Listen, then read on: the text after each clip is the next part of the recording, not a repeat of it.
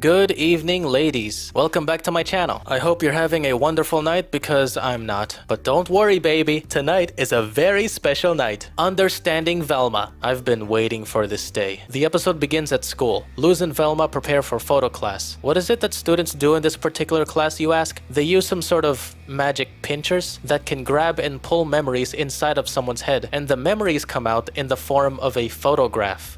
What? It's some sort of twisted magical version of photography class, I think. Interesting, but I'm kinda confused. How do students pass this class? Do they just have to keep on pulling memories? Or do they have to get specific memories? Whatever. One of the photos Luz pulled out shows Amity hugging Velma, indicating that they're very close, or used to be. Let's recap. In episode 3, we were introduced to Amity and Velma for the first time. They were established as enemies, or simply two people who do not like each other. Amity is a bully, while Velma is a bully-y. But somehow, in episode 6, it was revealed that they used to be friends, and that was the moment I got more invested in the show. I legitimately wanted to know more about their past, because the explanation was really vague. Not to mention, Velma having a past friendship with the person who's been bullying her in the present time was the very last thing that comes to my mind. Like, how the genuine hell could this be? What exactly did she do to make her so upset, to the point where she's willing to bully her and let her friends pick on her? How the hell did they end up like this? I'm so freaking excited to find out, I tell you what. Luz proposes to help her out regarding this crap, but Velma explicitly told her not to plan anything that could get them together. And I completely understand why. Remember, kids, this is simply known as respecting other people's boundaries. If your friend doesn't want your help with anything personal, leave her be. That's what friendship is all about, at least for me. Made a rhyme. Granted, friendship comes in many different forms, to many different people. And according to Luz, helping Velma regain her friendship with Amity, even though Velma told her not to, is righteous, upstanding,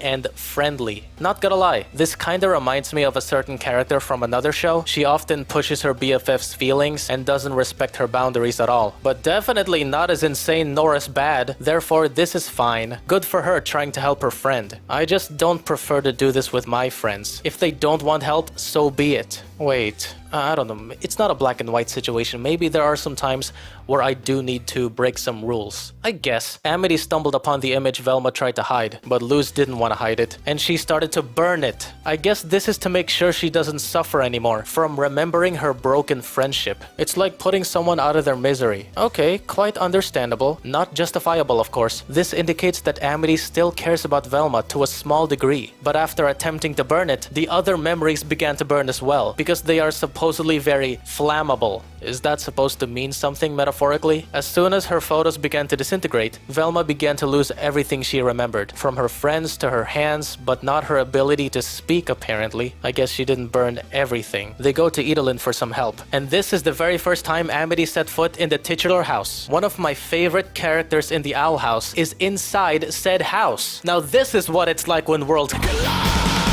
I love that song. Anyway, you might be wondering, why the hell are they going to Idolin for help and not a licensed magical doctor or whatever? That's a great question. I legitimately don't know. Why not go to a magical hospital? Maybe they could help? Well, according to Idolin, there's one way to fix her, and it's illegal. That's why they're in the right place. She's the only person they can trust regarding illegal stuff. Now, wait a minute. There's one way to fix her? Only one way? Are you sure? And it's illegal? Does that mean this has never happened to anyone in the Boiling Isles before? This is the first time? That explains why it's illegal to fix her? Is it similar to making a new vaccine to heal people from a virus? It's illegal to use that vaccine as it is unapproved by the government. Just like this one. Her operation is unapproved by the government. Am I making sense here? Anywho, they go inside Velma's head to fix her memories. Super Mario 64 style. They fix this memory by rearranging the fort that they used to play in together as kids. Each one has its own objective, which I find very interesting. I think this concept has potential for an Owl House problem-solving video game. However, as they progress, the inner Velma Idolin was talking about has come to destroy them and all of their hard work. But not all of them. It only goes after the recollections Velma had with Amity. By the way, the inner Velma looks exactly like Velma. She used to have so many emotions, but ever since Amity did that, all she feels now is anger.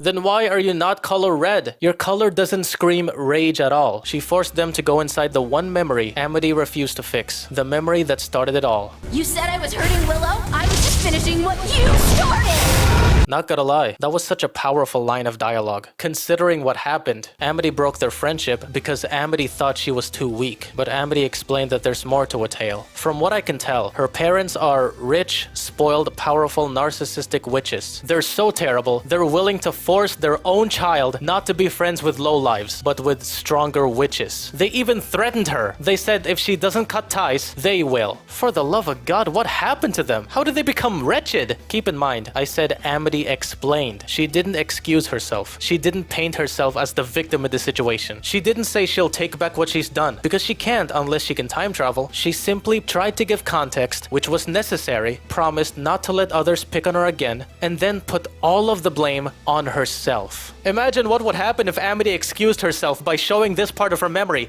Hey, don't blame me, Velma. Mom and Dad are stupid. I should be able to have the right to bully you.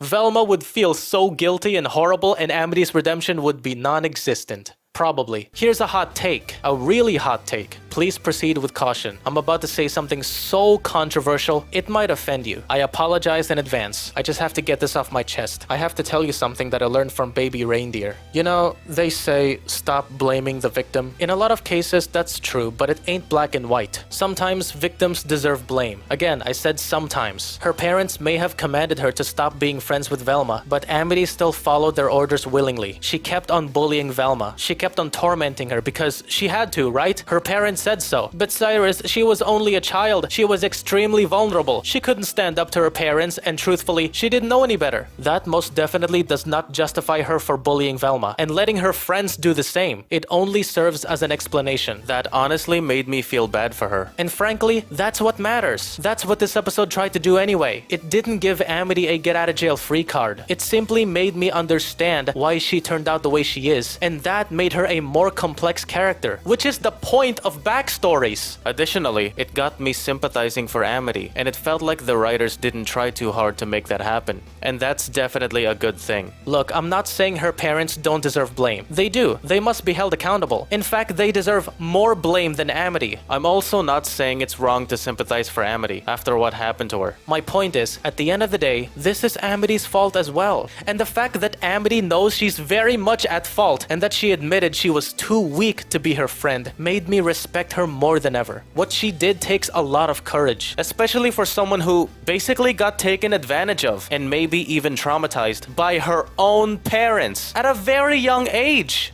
Dang, just saying that out loud got me sympathizing for Amity even more. It takes a lot of strength and courage to admit that you are the reason why you turned out this way. It takes a lot of cowardice to fully justify yourself because you're too scared to admit that you're a stupid moron. Stupid moron. Remember, your actions and your choices are yours. That's what makes you who you are. Not your family, not your friends, but you. Therefore, Amity blaming herself is the best and most logical way to find redemption. And more importantly, amend her relationship with Velma. Bravo, Vince. Bravo. Her redemption is 100% earned. Now all you need to do, Amity, is to call social services on your parents. Justice hasn't been fully served yet. Seriously, these two are diabolical maniacs. Question: does this flashback feel out of nowhere? Me personally, no. It feels right for the story. They have to go inside Velma's head to be able to fix her. They're bound to stumble upon recollections from the past. Also, Amity's personality throughout the series up to this point has been fairly consistent with this flashback. She was a bully who still had some goodness inside her. Not to mention, it's implied that Mr. and Mrs. Blight, whatever their names are freaking terrible. For instance, she called her teacher mom. The way I see it, it's because her real mother is terrible and she wanted her teacher to be her mother. Best of all, the timing is perfect. They didn't wait until season 5000 or whatever to show this backstory. They revealed it in the first season because the build-up was spread out within the first season. Not too much and not too less. Hence, this flashback is good enough for me. And this recovery is fantastic. I'm so happy she redeemed herself. It has been showcased multiple times that she's a good person deep down. Imagine throwing all that away. I guess you can say Amity is the Owl House version and the good version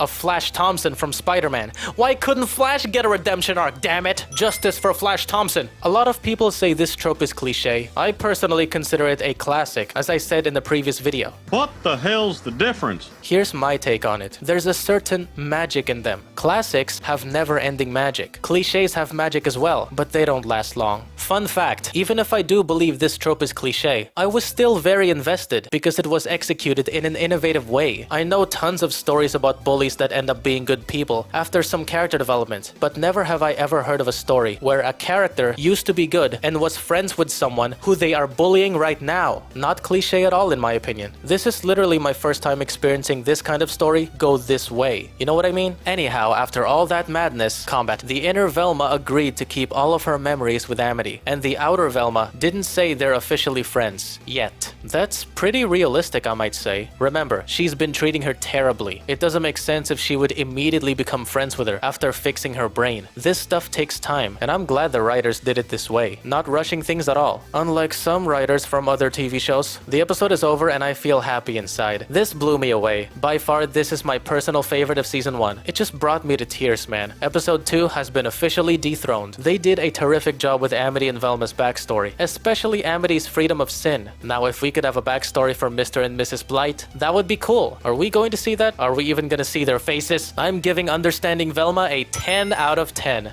Utterly disappointing. That's about it. I hope you enjoyed watching, and I really do hope you learned something today. Again, if my hot take offended anyone, I apologize. Thank you for watching. Leave a like, subscribe, and God bless. See you in the next episode.